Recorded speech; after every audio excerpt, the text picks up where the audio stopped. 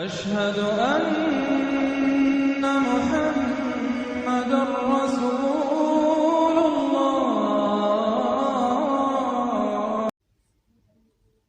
क्योंकि ट्रंप ने एक बात फिर से क्लियर कर दी बॉस। ट्रंप ने यूएसएड की फंडिंग की पूरी लिस्ट गिना दी कि किस देश को कितना पैसा गया है।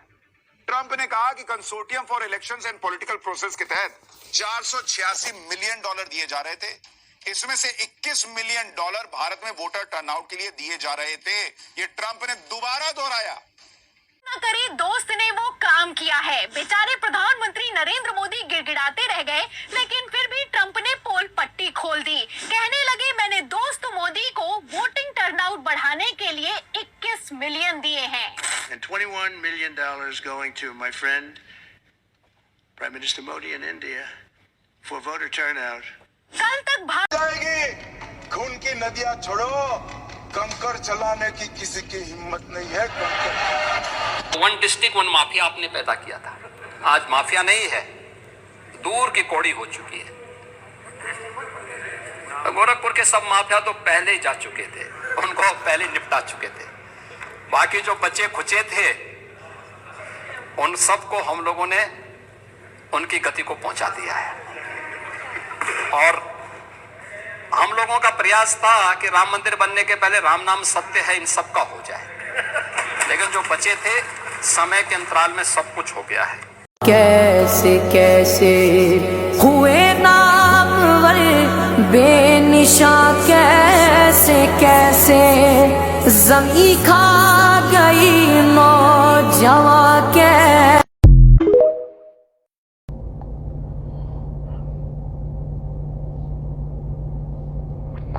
अस्सलामु अलैकुम वरहमतुल्लाहि वबरकातुहू। आज 2 मई 2025 है, जुम्मा का दिन है। सुबह के 8:35 हो रहे हैं, 8:30 बज रहे हैं तकरीबन। आज की पहली वीडियो है। आज सिर्फ 3 वीडियो बना के डालूँगा, इंशाल्लाह सुबह तक इसको अपलोड कर दूँगा और कल सुबह तक इसको अपलोड कर दूँगा। इससे पहले जो वीडियो बनाता था उस तमाम वीडियो में मैंने बहुत कुछ न्यूज़ और बहुत कुछ अधर्मी नेताओं के अहंकारी घमंड से भरा हुआ कमेंट लोगों को पहुंचाता था, बताता था कि देखो सुन लो मेरी वीडियो से पहले उनकी आवाज़ें, उनकी बातें सुन लो, क्या न्यूज़ है क्या नहीं, क्योंकि जिस बेस पर मैं बात कर रहा हूं उसके बारे में लोगों को मालूम हो जाए। लेकिन अभी इन वीडियो में मैंने ऐसा कुछ नहीं डालना है और सिर्फ एक बात डालना है मैं, क्योंकि अब ये 3 वीडियो में सिर्फ समझ लो कि सिर्फ मैं हिंदुस्तान के कानून के रक्षक से मुखातिब हूँ, बातें कर रहा हूँ उनसे जो हिंदुस्तान की फ़ौज है और SBI, CID, CBI, ATS, LED, ASI, NI और इस तरह के जितने भी इंटेलिजेंट हैं, जितने नाम मुझे पता थे मैंने उनको लिख लिया है। लिख कर मैं इसमें डिस्प्ले में डाल दूंगा। तमाम भारत के इंटेलिजेंट जो है वो फौज से लेकर पुलिस तक सब कर्मचारी, सरकारी कर्मचारी जो है वो उनके लिए है, क्योंकि तुम्हारे कांधे पर देश की सुरक्षा का भार है। और देश के साथ क्या हो रहा है ये मैं आपको समझाना चाहता हूँ, गौर से सुन लो। ATS वालों, NI वालों, ASI वालों, पुलिस कर्मियों, कमिश्नर, फौजी जवानों, जनरलों, सब लोग सुन लो। एक चीज और आपको, मेरे दोस्तों,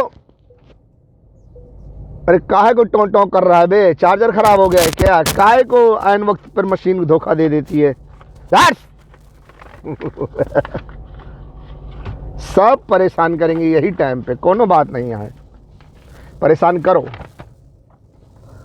तो मेरे दोस्तों, आज मैं आप लोगों को बताना चाहता हूं, खास करके आज SBI, CID branch, CBI, ATS, NI, SI वगैरह वगैरह, फौज, मिनिस्टर, जनरल, गवर्नर, तमाम फौजी जवानों, सबको ये बता रहा हूं कि भारत की जिम्मेदारी, भारत का भार जो है, रक्षा सुरक्षा का भार जो है वो तुम्हारे कांधों पर है।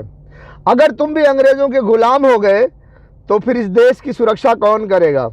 मोदी जी कहते हैं कि ये 140 करोड़ का हिंदुस्तान है जिसमें 140 करोड़ लोग रहते हैं, तो इस देश की रक्षा कौन करेगा?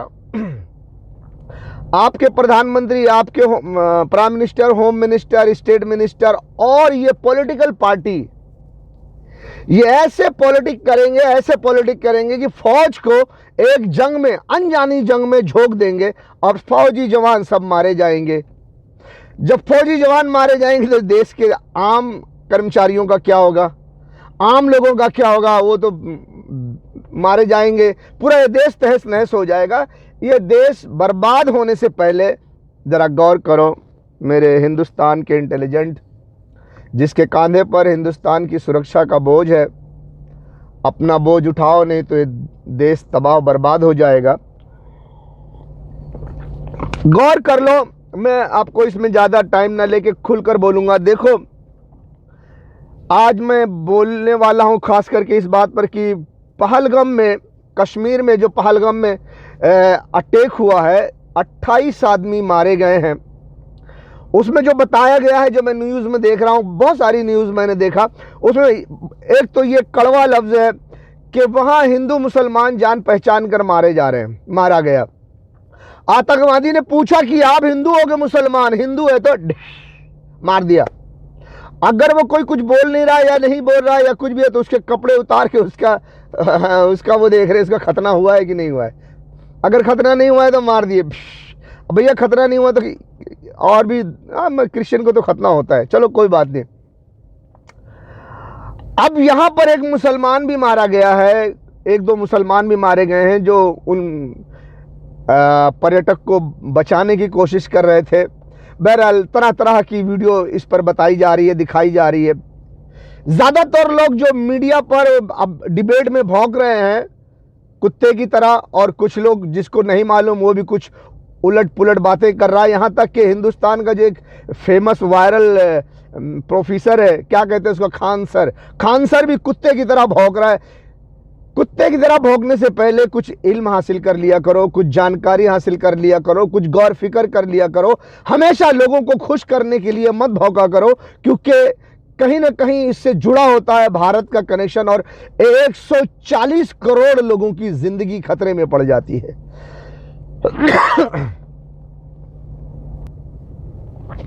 बगैर सोचे समझे भौंकना शुरू कर देते हो तो क्या होता है कि दुश्मन जो ये काम करवा रहा है, जैसे कि पहलगाम में 128 आदमी मारे गए, उसमें एक हिंदू भी था, एक दो हिंदू भी थे और मुसलमान, सॉरी यार, 27-28 में एक मुसलमान था, एक दो मुसलमान थे, बाकी सब हिंदू थे जिनको पहचान के मारा गया। ठीक है, मैं जो कहने जा रहा था वो मैं ध्यान से उतर गया, इसलिए बात ये करने वाला था कि ये जो खान सर जैसे लोग और मेजर गौरव आर्या जैसे लोग जब बगैर सोचे समझे भौंकने लगते हैं ना, तो मुझे बहुत गुस्सा आती है।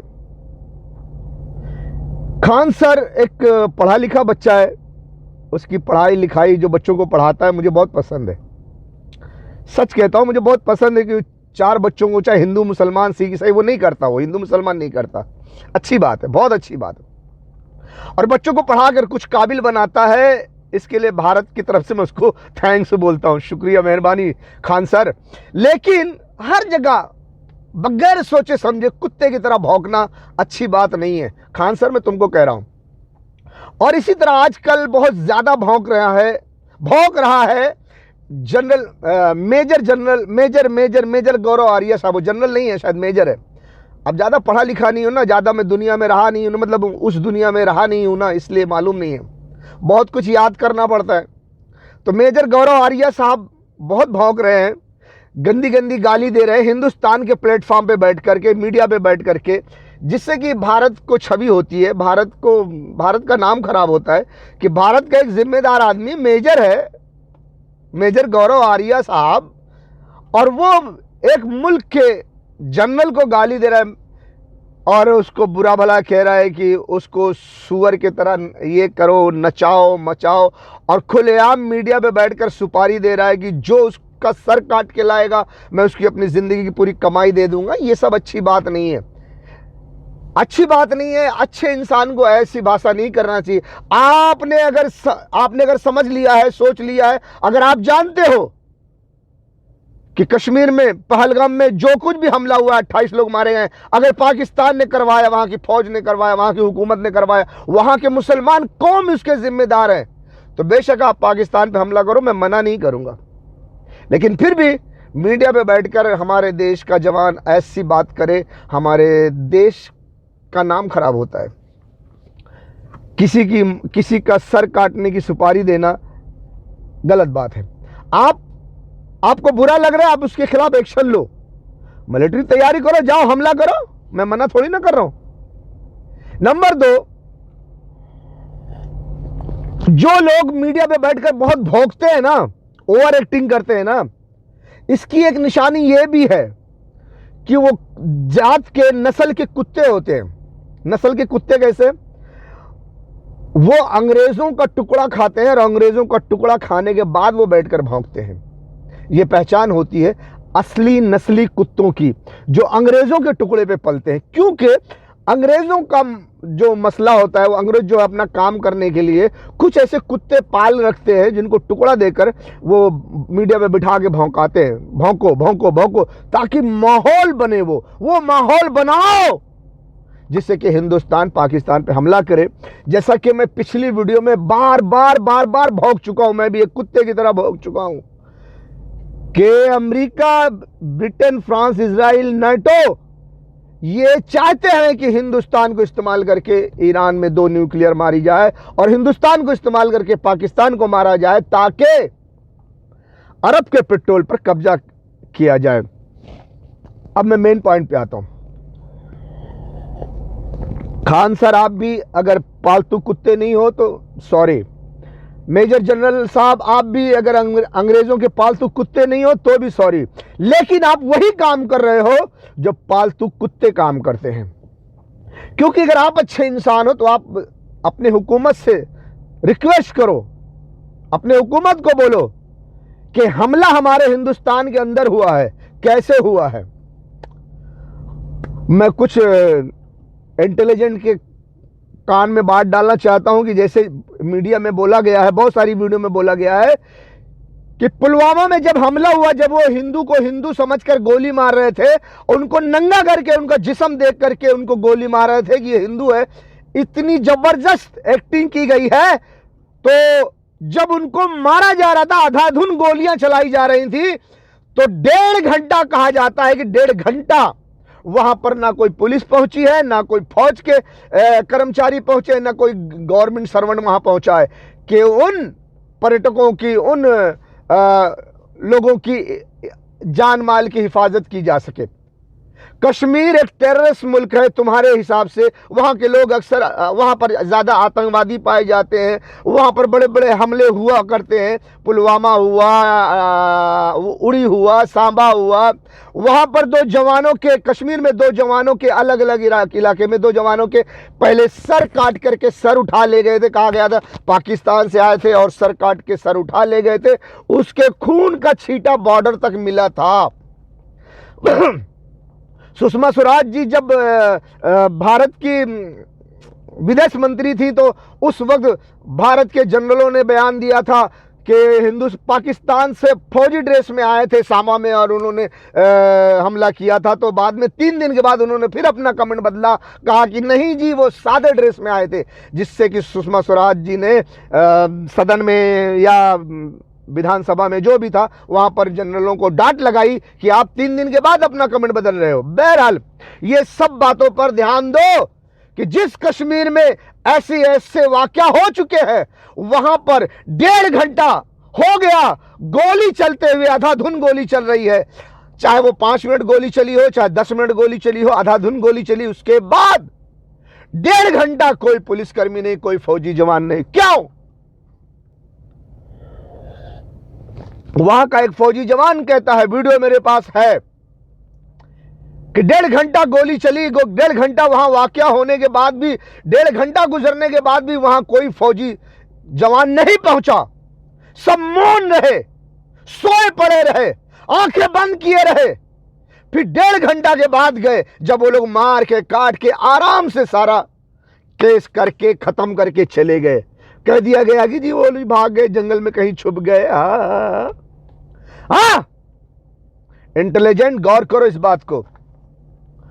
और हमारे बहुत चिंतित होने वाले, चिंता करने वाले भारत के गौरव, मेजर गौरव आर्या साहब ने खुद अपने कमेंट में कहा, वो भी मैं नहीं डालूंगा लेकिन मैं बता रहा हूं। उन्होंने कहा कि ये काम किसी आम आदमी का नहीं है, ये बहुत सूझबूझ से प्लानिंग करके काम किया गया है। यह काम करना इतना आसान नहीं, बहुत मुश्किल है। उन्होंने उदाहरण दिया कि किसी बच्चे को पकड़ करके, किसी ऐरा गैरा नथुखेरा बच्चों को पकड़ करके हफ्ता 2 हफ्ता ट्रेनिंग देके कहोगी ये काम करवा लो, तो नहीं हो सकता।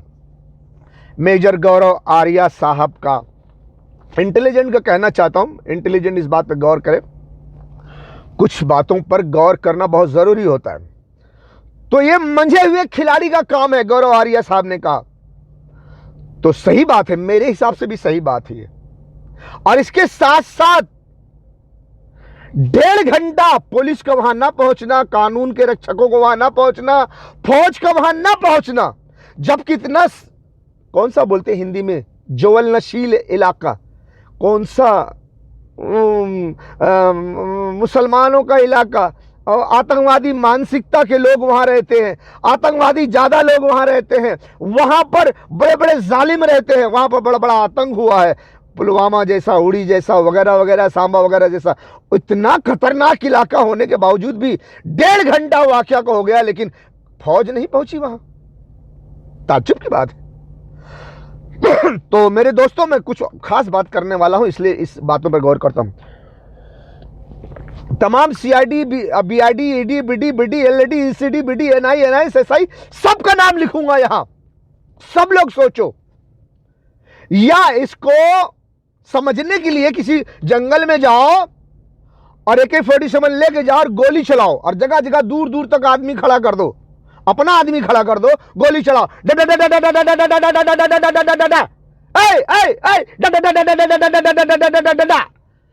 फिर सबको फोन करो। वो हाईवे है ना, अक्षय कुमार की फिल्म है एक, उसमें अपने तमाम फौजी जवानों को एक मोबाइल में सिस्टम करता है ना, वो एक बात करेगा सब सुनेंगे, ऐसा। तो उससे पूछो, हेलो हेलो, मैं यहाँ AK-47 से गोली चला रहा हूं, तुमको आवाज सुनाई दी क्या? कहां तक सुनाई दी? नंबर 1, नंबर 2, नंबर, सबका कोड नंबर रख दो। बात समझ में आई? अंदाजा लगाओ कि एक जगह जब AK-47 से गोली चलती है धर धर धर धर धर धर धर, तो कहां तक आवाज जाती है? जहां तक भी आवाज जाती है वहां वो किन किन लोगों के अंडर में आता है। वहां कहीं पे पुलिस चौकी है, वहां पे कहीं पुलिस है, वहां पे कोई सिक्योरिटी का डिपार्टमेंट है, कोई फौजी जवान का डिपार्टमेंट है, कितनी दूर पे फौजी का डिपार्टमेंट नहीं है या है, जांच करो।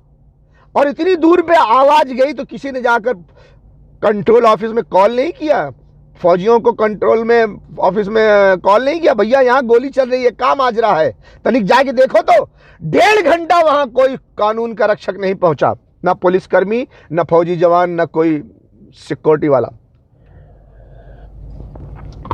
नहीं पहुंचा। गलती किसकी है? एक बात। दूसरी एक चीज और भी है, कश्मीर में वहीं पर कहीं एक फौजी जवान खड़े होकर पोस्टर लगाकर बता रहा है कि हिंदुस्तान की फौज में कोई फौजी जवान बॉर्डर पर, पूरा एड्रेस पता सब बता रहा है, वो बॉर्डर पर पाकिस्तानियों की घुसपैठ करवा रहा है। उस फौजी जवान ने अपने बड़े सीनियर ऑफिसर को इसकी इत्तला भी दी कि बॉर्डर पर घुसपैठ किया जा रहा है, तो वो भी मौन बने बैठे रहे, मौन बने बैठे रहे, उन्होंने कोई एक्शन नहीं लिया। वो बंदा मीडिया वाले को खड़ा करके इतना बड़ा पोस्टर लगा के बता रहा है, जैसे मैंने दादर में बड़े बड़े पोस्टर लगा के लोगों को समझा रहा था, साइकिल पे चल रहा था मैं, वो भी वीडियो देख लूंगा, जान लेना। लेकिन यहां से यहां आवाज जाती नहीं जाती तो लोग निकाल देते। समझ में आई बात? तो वो फौजी जवान उसके कहने के मुताबिक उसको पागल करार दे दिए, हॉस्पिटल में ले जाके एडमिट कर दिए, कह दिए कि ये पागल है, उसको बर्खास्त कर दिए, क्या क्या उस पर जुल्म किए। लेकिन वो कह रहा है कि फलाने फलाने फलाने घुसपैठ करवा रहे हैं, पाकिस्तानी आतंकवादी को अंदर ले आ रहे हैं जानबूझ करके। जगह का नाम सब पता बता रहा है, फौजी जवान को बता रहा है कि ये सब करवा रहे हैं और गवाही दे रहा है, फिर भी उसी कोई नहीं सुनता कोई। इस बात पर न तो मेजर गौरव आर्या भौंकते हैं, ना ही खान सर जैसे लोग भौंकते हैं, ना भी मीडिया पे जो पंडित भौंक रहे हैं वो भी नहीं बोलते कि भैया जब इतना सब बताया जा रहा है तो काहे नहीं गौर करते हो, काहे को पाकिस्तान से खुद ही आतंकवादी पकड़ के लाते हो और यहां अपने लोगों को मरवाते हो। हाँ? इस बात को समझो और इंटेलिजेंट को समझने की जरूरत है, फौज को समझने की जरूरत है, उन लोगों को समझने की जरूरत है, तमाम गवर्नमेंट सर्वेंट को जिसके कांधे पर भारत की सुरक्षा का भार है, वजन है, जिसकी जिम्मेदारी है भारत की सुरक्षा करना। बता रहा हूं, समझा रहा हूं।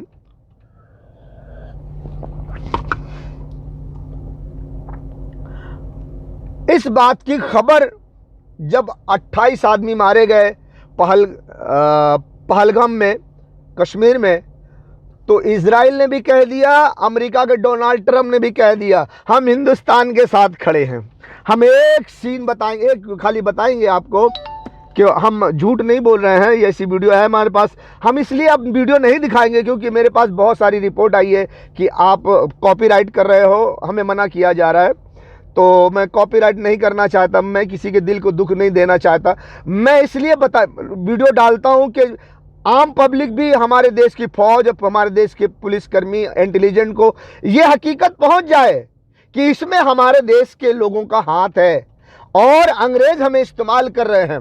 बहुत सारी वीडियो में मैंने डाला कि हिंदुस्तान में अंग्रेजों से पैसा आ रहा है। डोनाल्ड ट्रंप ने कहा 21 मिलियन डॉलर मैंने दिया है मोदी जी को, माय फ्रेंड मोदी जी को गया है, और वो कौन सा इलेक्शन के लिए गया है वो आप सुन लीजिए। पिछली वीडियो में 280 से लेकर 217 तक की वीडियो कल तक जो डाल दिया सब गया, वो तब तमाम वीडियो देखो मेरे फेसबुक पे जाकर, सूफी शाह SHUFI, सूफी SHAH शाह, ये आप फेसबुक पर सर्च करो और देखो।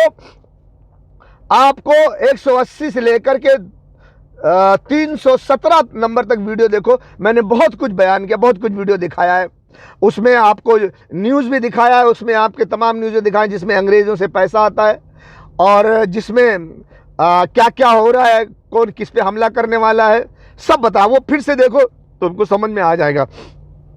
अभी जो पहलगाम के लिए जो वजीर आला से कांटेक्ट हुआ है, डोनाल्ड ट्रंप ने कहा है, वो भी वीडियो मेरे पास है, लेकिन मैं नहीं दिखाऊंगा क्योंकि कॉपीराइट का मसला हो जाएगा। मेरी वीडियो आज तक नहीं पहुंचेगी, शायद मेरा फेसबुक बंद कर दिया जाए या मेरा यूट्यूब चैनल बंद कर दिया जाए, क्योंकि मामला बड़ा नाजुक है, इसलिए मैं किसी भी वीडियो का सहारा नहीं लेना चाहता।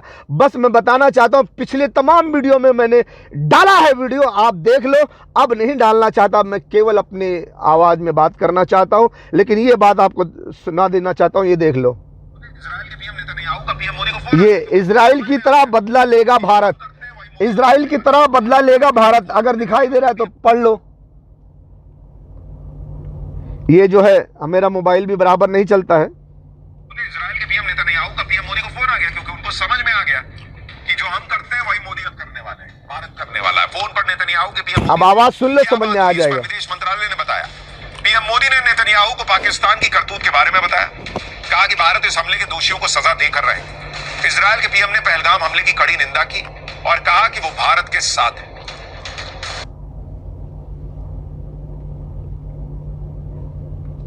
इजराइल के पीएम नेतन्याहू का पीएम मोदी को फोन आ गया क्योंकि उनको ये देख लीजिए, ये बंदा बोल रहा है, इसे आप पहचान लीजिए।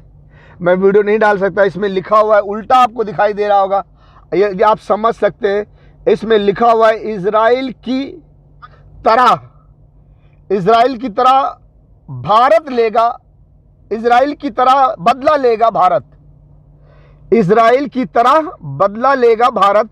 आपको इसमें उल्टा दिखाई दे रहा होगा, बहरहाल मैं दिखा दे रहा हूँ। बंदे को तो पहचानते हो, इंडिया मीडिया का चैनल में है और आवाज़ भी मैंने आपको सुना दिया, और ये भी आपको बता दिया कि ऐसे मेरे पास बहुत सारी वीडियोज़ है।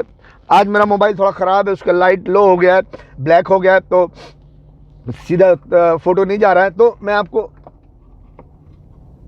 23 हो गई यार, अरे क्या है यार, हाय हाय हाय हाय। तो मैं अगली वीडियो में आपको बताता हूँ, ठीक है, अगली वीडियो में आपको बताता हूँ कि कुछ राज की बात बताता हूँ, क्योंकि ईरान पर डायरेक्ट अमेरिका इजराइल हमला नहीं कर सकते। अगर वो करते हैं डायरेक्ट ईरान पर हमला, तो ईरान पहली फुर्सत में इजराइल का नामो निशान मिटा देगा। इतनी मिसाइल्स उसके पास, इतने हथियार हैं, और वो इजराइल भी जानता है, अमेरिका भी जानता है, ब्रिटेन फ्रांस सभी जानते हैं, ऑस्ट्रेलिया भी जानता है। इसीलिए डायरेक्ट ईरान पर हमला कोई नहीं करेगा। क्यों? इजराइल खत्म हो जाएगा, इजराइल को सेव करना है।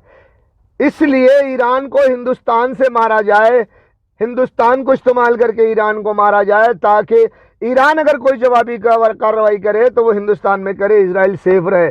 इसीलिए ईरान को मारने के लिए हिंदुस्तान को चुना गया है।